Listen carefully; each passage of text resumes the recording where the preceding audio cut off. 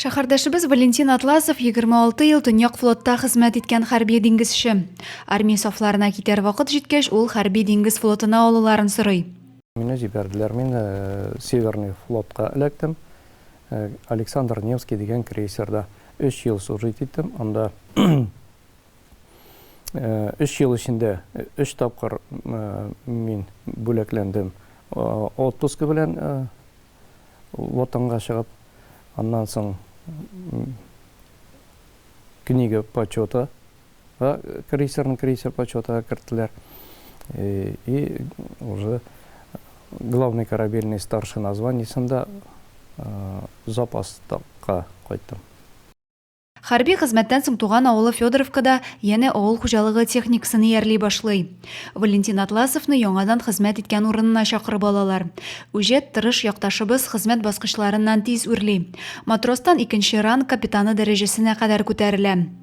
Валентин Атласов 26 ел океан диңгезләрен кичкәннән соң туган авылына кайтып төпләнә. Яктыкүл авылы җирлеген җитәкләүгә алына.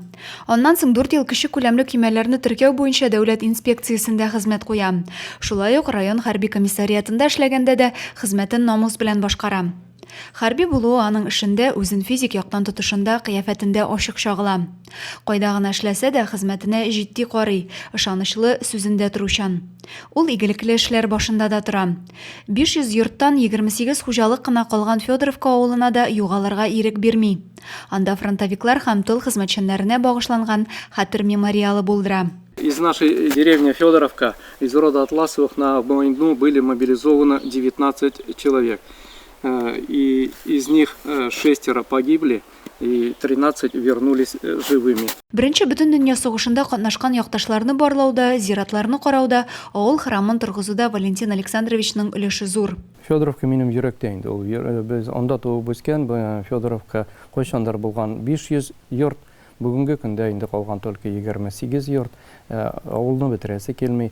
Анда авылдашларның тирә-якта бер ширкәүдә юк, шуңа күрә авылында бетерәсе килми, и аларның дагы ширкәүгә йөресе килә, и үз телендә көлә үтәселәре килә. Валентин Атласов район Керәшен иҗтимагый оешмасының дини һәм рухи мәсьәләләр буенча комиссия рәисе дә. Аның теләк тәкъдиме буенча шәһәрнең 35-нче бистәсендә ширкәү булдыру каралган. Ә гыйбадәтханәне җиткерү бу елга планлаштырылган. Минем тәкъдимемә түгел, ягъни безнең вакыты җиткәндер инде. Керәшен оешмасы оештырылды, и керәшеннәр үз телендә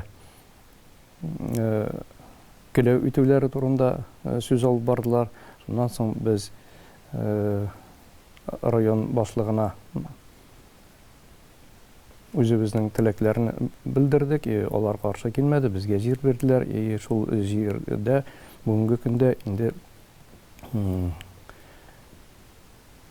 Святитель Макарий исемендәге храм төзеләчәк.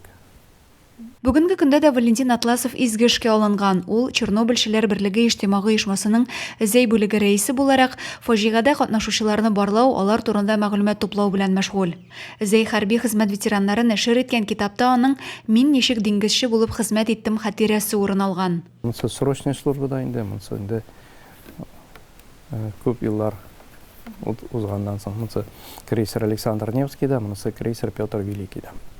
Ә хәрби диңгез флотындагы хезмәте турындагы хатирәләре аны гомер буе озата бара. Хәрби хезмәт Валентин Атласовны кыенлыкларны җиңеп чыгарга өйрәткән. Ирләр дуслыгының, үзара ярдәмләшүнең, команданың, какшамас диңгез бердәмлегенең, ватанга тугрылыкның нәрсә икәненә төшенергә ярдәм иткән.